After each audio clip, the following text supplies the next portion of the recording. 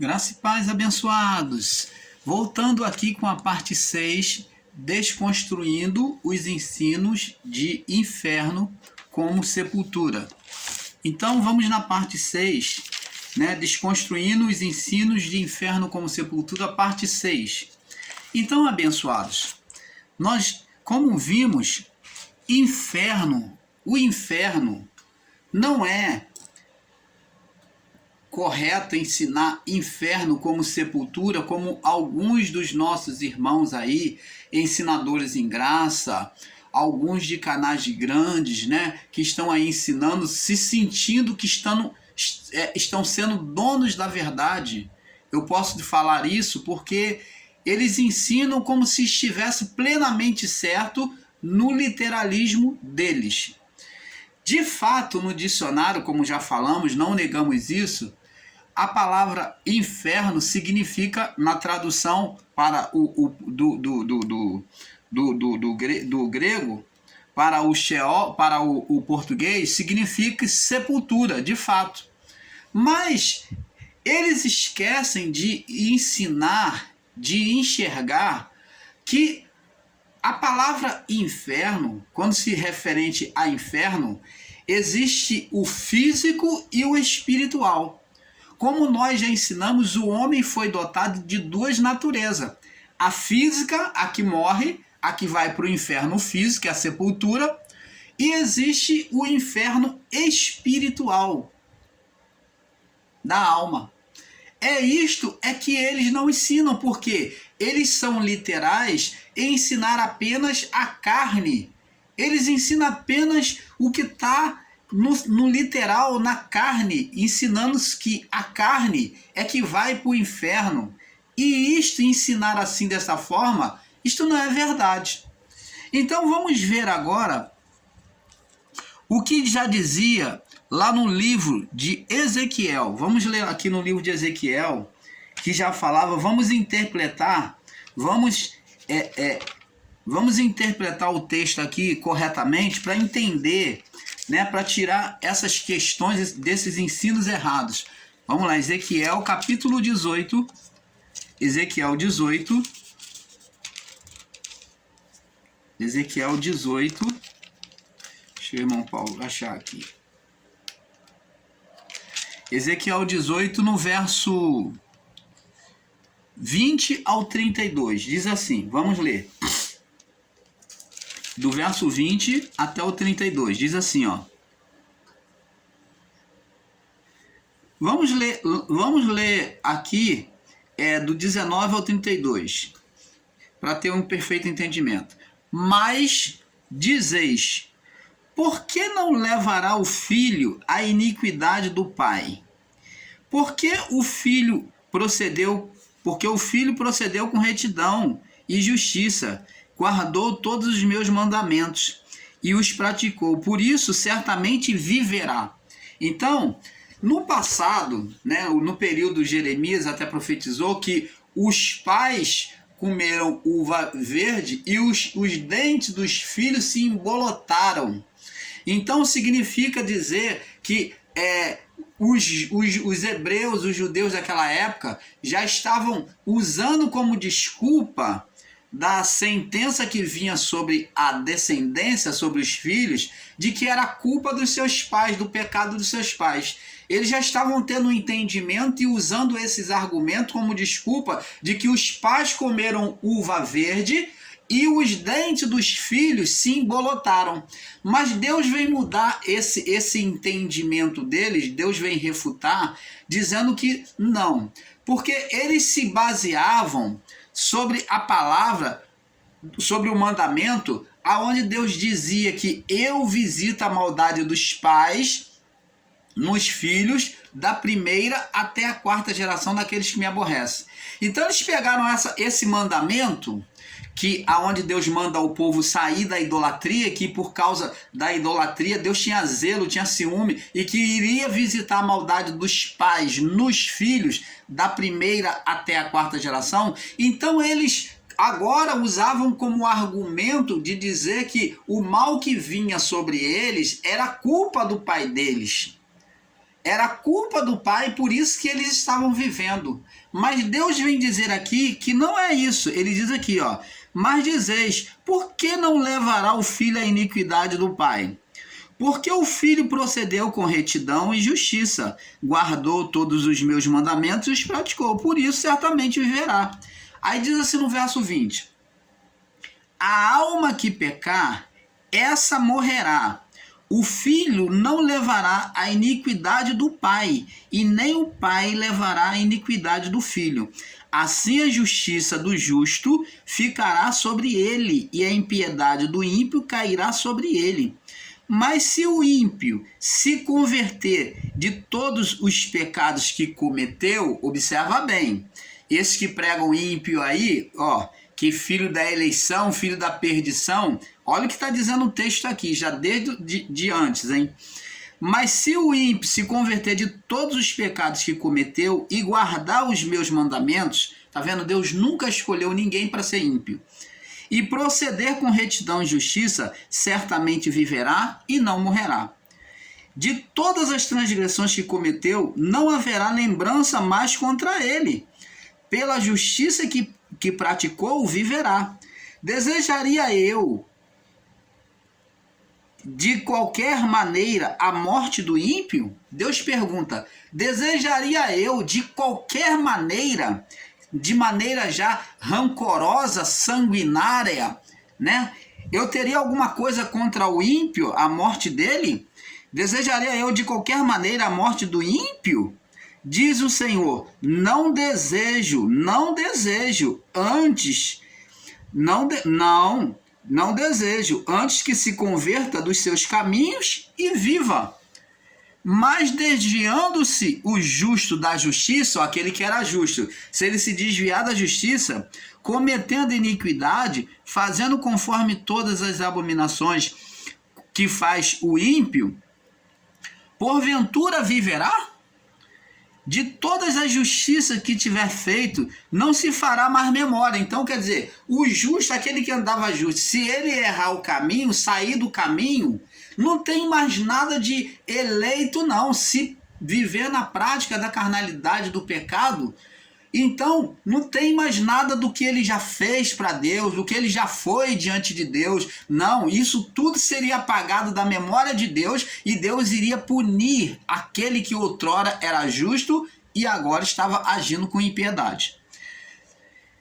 E diz aqui, ó: de todas as justiças que tiver feito, não se te fará memória, e de todas as suas transgressões com que transgrediu, e o seu pecado com que pecou, neles morrerá. Dizeis, porém, o caminho do Senhor não é direito. Ouvi agora, ó casa de Israel: porventura não é este o caminho direito? Não são os vossos caminhos tortuosos? Desviando-se o justo da sua justiça e cometendo iniquidade, morrerá por ela. Tá vendo? Deus nunca elegeu, nunca escolheu. Até o justo, deixando de praticar justiça, ele vai morrer por ela. E na iniquidade que cometeu, morrerá. Mas convertendo-se o ímpio, aquele que estava na impiedade, que cometeu, procedendo com retidão e justiça, conservará este a sua alma em vida, pois que se considera e se converte de todas as suas transgressões que cometeu. Certamente viverá e não morrerá. Você está vendo, abençoado? Então você pode ler até o 32. O irmão Paulo não vai ler para não se alongar. Então, você vê aqui que a alma que pecar, essa morrerá. Preste atenção. Existem ensinadores e irmãos meus que estão aí ensinando que o homem não tinha espírito. Que espírito não peca, não entra em condenação. E seria isso verdade? Deus não está dizendo que o espírito que pecar, mas ele está tratando da vida do corpo aqui, da ação do homem, dos desejos do homem, que a sentença viria contra os maus desejos, os maus desígnios da alma. Então, está se vendo aqui, abençoados, que Deus está tratando um juízo para a alma. uma manifestação de justiça para a alma que pecar, de juízo para a alma que pecar. E Deus não escolheu um para ser eleito e outro não eleito, um justo e outro ímpio, como lemos aqui no texto. Como muitos estão ensinando aí com equívoco, com equívoco de entendimento. Um ensino carnal e diabólico, que assim eu vou dizer. Porque está aqui na palavra, eles não aceitam. Então, abençoados, agora, quem é que iria sofrer a sentença no juízo? A alma. Essa alma aqui está falando de pecado pessoal. Quando se está se referindo à alma, quando a palavra está dizendo a alma que pecar, não está falando do juízo do Espírito. O que é o juízo do Espírito? Vamos ver. Vamos lá em Gênesis, vamos voltar de novo, fazer o beabá para os que não entenderam. Vamos ver o que é o juízo do Espírito. Quando nasceu o juízo do Espírito? E diz assim, Gênesis capítulo 2, no verso 16 e 17. Diz assim, e ordenou o Senhor Deus ao homem que de toda árvore do jardim comerás livremente, mas da árvore do conhecimento do bem e do mal, dela não comerás, porque no dia que dela comer, certamente morrerás. Pergunto a você, olha, seja inteligente e se esforça pelo menos um pouco para raciocinar em ver que quando Deus falou que iria morrer, o homem após desobedecer, tomar do fruto e comer do fruto, ele morreu fisicamente? Não. Fisicamente ele não morreu. Nem ele e nem a sua mulher. Então, sobre qual morte que a palavra está tratando que Deus havia falado que o homem iria morrer? Se ele não morreu no físico, na alma, se a alma do homem continuou a ser alma vivente, então qual foi a parte do homem que morreu? O espírito. Significa morte espiritual, morte do espírito. O espírito quer dizer que o espírito do homem se apagou na comunhão com Deus, no acesso a Deus, na comunhão direta com Deus após esta vida. Então não podia chegar diante de Deus ao morrer nesta vida, neste corpo.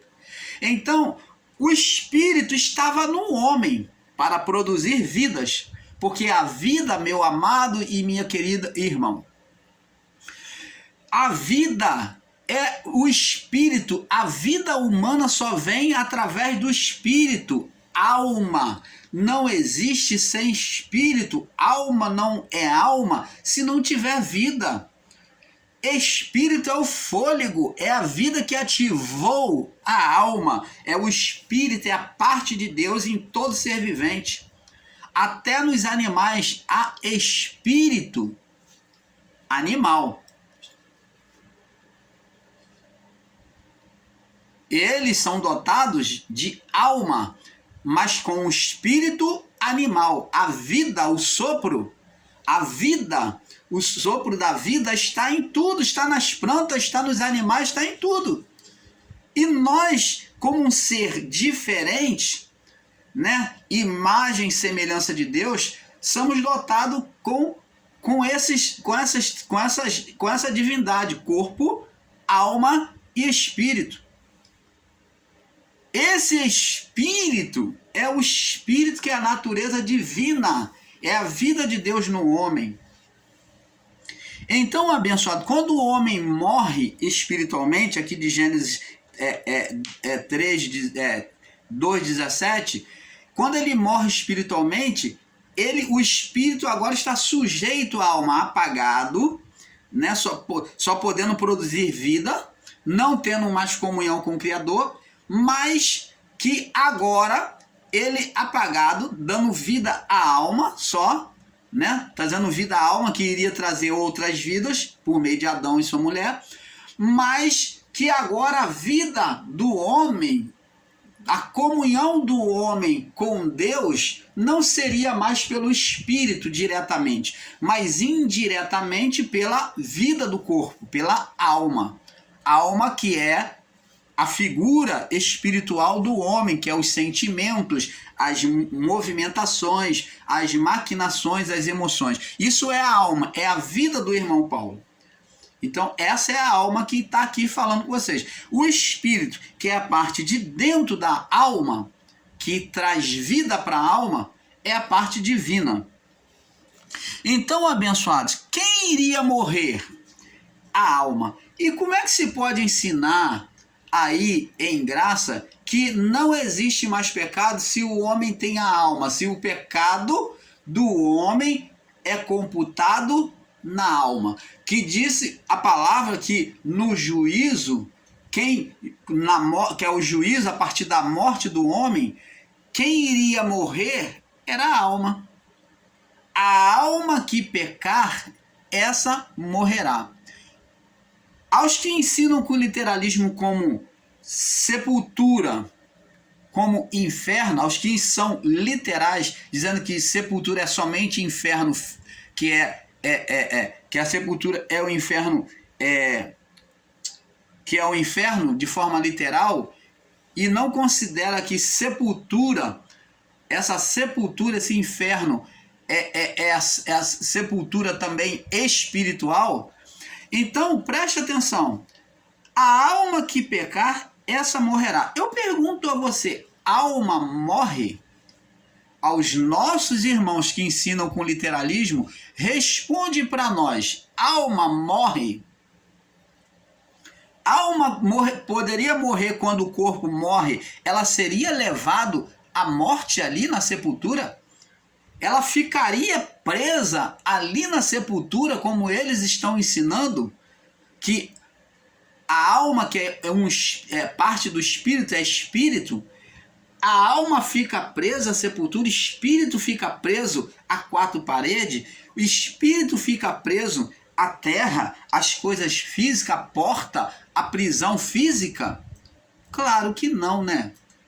Então você está vendo uma ignorância grotesca no entendimento dessas pessoas que ensinam com o literalismo como inferno como sepultura? Somente física, né? A sepultura terrena, e não como sepultura espiritual. Então, você está vendo aí que a palavra diz que a alma que pecar, essa morrerá. Então está dizendo que existia uma sepultura, como existe uma sepultura para a alma, assim como existe uma sepultura para o corpo. Quando o corpo morre, ele é sepultado. E quando também ele morre, o corpo, a alma, ela tem o seu sepultamento espiritual. Ela tem a sua prisão espiritual. Por isso que Jesus disse que as portas do inferno, disse para Pedro, não prevalecerão contra a minha igreja. Está dizendo ali que a igreja de Jesus não iria morrer? Se está falando isso, então Jesus mentiu. Ele não ensinou com verdade, porque todos morreram fisicamente. Mas está dizendo que a morte não iria alcançar a sepultura ali, as portas do inferno. Está falando da morte espiritual, que a igreja não iria passar pela morte espiritual, pelas prisões, o quê? Espirituais, como muitos dos santos estavam.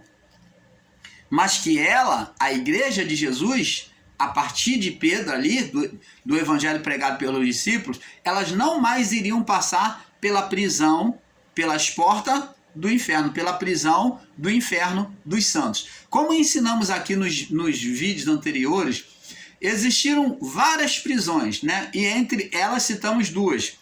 Uma prisão que era o abismo dos ímpios, né? Chamado de Hades, que a partir dali, essa prisão desse abismo, eles seriam, no juízo, seriam lançados no Geena, no fogo eterno. A alma seria lançado no Geena. Essa morte que é descrita em Ezequiel 18, a alma que pecar, essa morrerá. Então ela seria morta, ela iria o quê? Se apagar.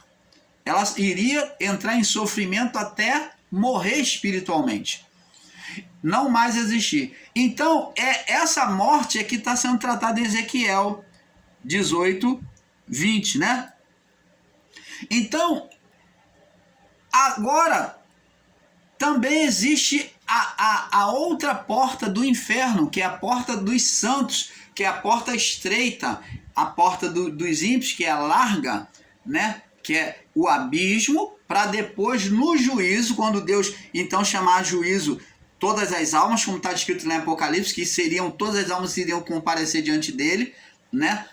No período do juízo, que já aconteceu. Então, agora, também iria comparecer diante dele a alma dos justos que estavam aprisionadas no seio de Abraão. No seio de Abraão estavam as almas do justo, que não podia subir diretamente para Deus. Morria, por mais perfeito que fosse, podia ser profeta, homem de Deus, o justo que fosse, de Adão até a cruz, que essas almas não subiram. Não subiram. Não subiram. Por quê? Por que não subiram? Porque tinham que serem aperfeiçoados. Tinham que ser aperfeiçoados. Diz aqui, ó. Paulo diz aqui, no livro de Hebreus diz assim, ó. Hebreus 11 diz assim, ó.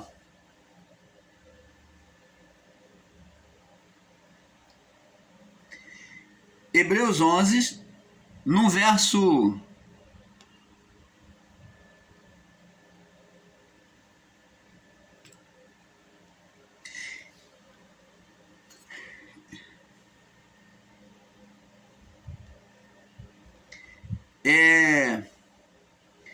No verso 33 ao 40, vamos ler, diz assim: os quais pela fé venceram reinos, praticaram justiça, alcançaram promessas, fecharam as bocas dos leões, os antigos, nossos pais antigos, da fé. Apagaram a força do fogo, escaparam a fio da espada, da fraqueza tiraram força, na batalha se esforçaram, puseram em fuga os exércitos estranhos, as mulheres receberam pela ressurreição os seus mortos, foram torturados, não aceitando seu livramento, para alcançar uma melhor ressurreição, falando da morte dos santos aqui. Todos experimentaram escárnios, açoites e até cadeias e prisões. Foram apedrejados, serrados, tentados, mortos a fio da espada. Andaram vestidos de peles de ovelhas e de cabras, desamparados, aflitos e maltratados, nos quais no outro tempo não eram dignos, né? Errantes pelos desertos e montes, pelas covas e nas cavernas da terra. Todos esses, falando dos santos antigos, ó. Todos esses, observa bem agora o que diz. Todos esses, tendo tido testemunho de fé, ó, eles apresentaram um bom testemunho de fé diante de Deus, não alcançaram a promessa. Qual a promessa? De alcançar a salvação, de chegar aos céus. Eles não chegaram aos céus. Não foram direto para os céus. Ele está dizendo, provendo Deus alguma coisa melhor a nosso respeito. Então aqui Paulo está falando que Deus já tinha provido uma coisa, preparado uma coisa melhor ao nosso respeito. Quer dizer, interligando eles, os santos do período antigo, conosco, ligando as duas partes. Provendo Deus coisa melhor ao nosso respeito, para que eles, sem nós, está vendo que eles se tornaram dependentes daquele povo já do primeiro século, da igreja do primeiro século. Então eles se tornaram dependentes, que eles sem nós não fossem aperfeiçoados. Eles subiram direto para os céus? Não. Eles não foram aperfeiçoados. Os espíritos estavam em prisão, no seio de Abraão, que foi chamado por Jesus de paraíso. Você está entendendo, abençoados? Então, agora, para os que não entenderam ainda, Jesus mostrou que enquanto o pecado adeano, que é o pecado inicial, que nós já falamos no vídeo mais abaixo, e nós vamos estar trazendo ele ainda mais esse assunto sobre pecado. Então, enquanto o pecado não foi retirado, o pecado inicial adeano, que condenava os espíritos de subir, foi o pecado adeano, a sujeição do espírito à carne, a alma, à carne. Então, quando o espírito, o homem espiritual, se sujeitou à carne, ele apagou-se. Então, é isso que temos que entender. E isto tornou-se uma transgressão diante do Criador.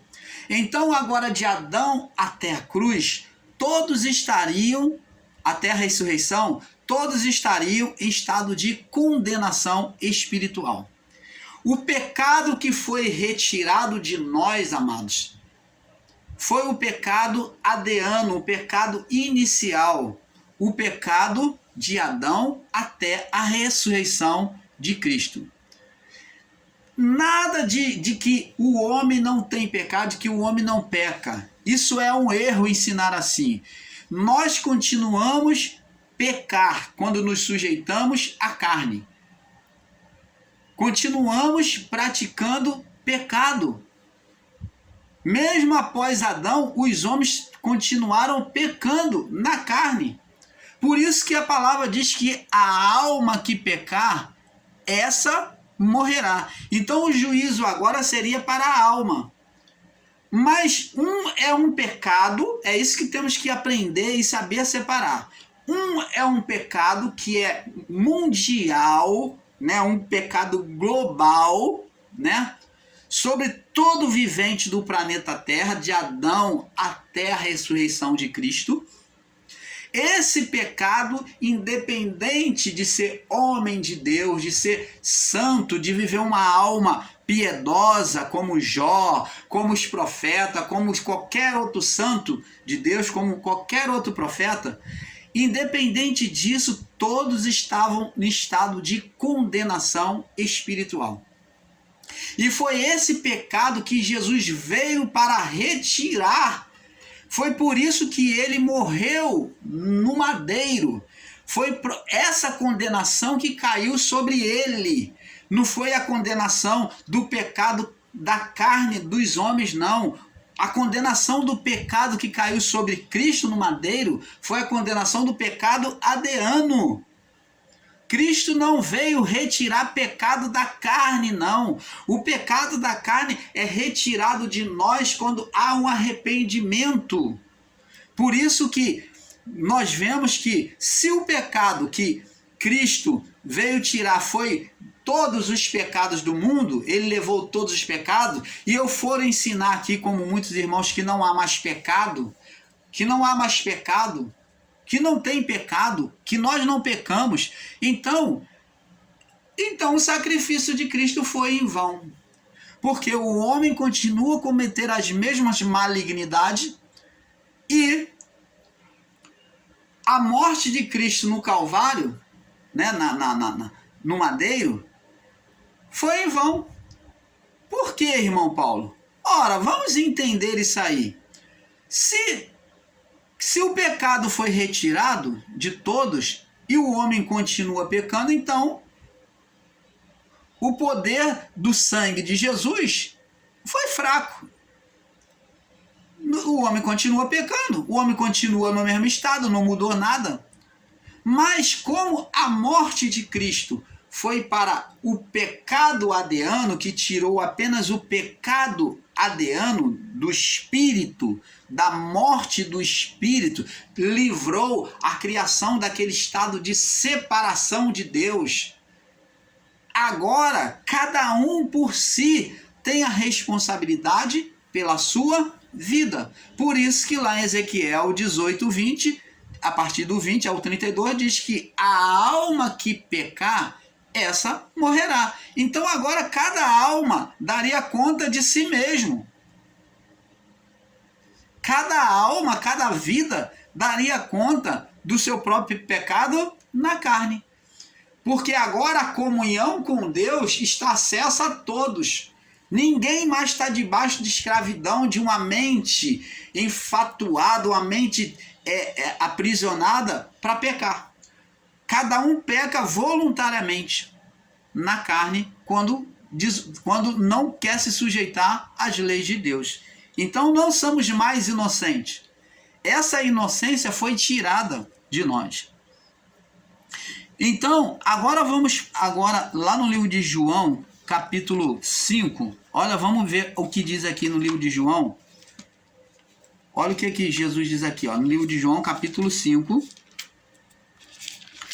Para nós não tendo entendimento, tem muitas coisas ainda para a gente ir revelando a vocês. Para provar que esses homens estão equivocados, ensinando que não tem pecado, que não tem inferno, que o inferno foi retirado. O inferno que foi retirado de nós foi o inferno do justo, o seio de Abraão, o paraíso não existe mais, mas o Sheol está lá, o Hades está lá, esperando os ímpios. Então, vamos ler agora Mateus capítulo 5, no verso 31. Diz aqui, ó. Olha o que diz aqui. Vamos raciocinar sobre esse versículo aqui. Vamos raciocinar. Diz assim, ó.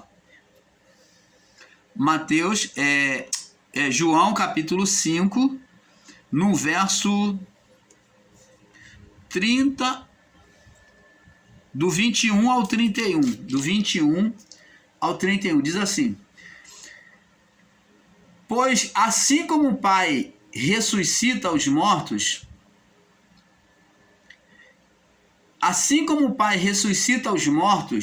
e os vivifica, assim também o Filho vivifica aqueles que quer.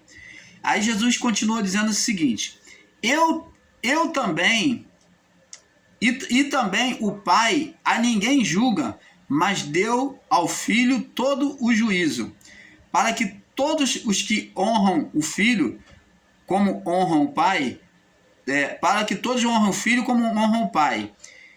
Quem não honra o Filho, não honra o Pai. Na verdade vos digo que quem ouve, agora preste atenção, verso 24. Na verdade vos digo, quem ouve as minhas palavras, ó, dá ouvido ao meu evangelho, e crer naquele que me enviou, ó, crer que eu sou enviado do Pai, ó, naquele que me enviou, tem a vida eterna. Jesus está dizendo, ó, na verdade eu digo que aquele que ouve as minhas palavras e crê naquele que me enviou, tem a vida eterna, não vai morrer. Não vai morrer. Não vai morrer o quê? No corpo que ele está falando? Não. Vida eterna é algo espiritual. Então, temos que entender. Vida eterna, ela é espiritual. Ele não está falando da vida do corpo nessa matéria aqui, não.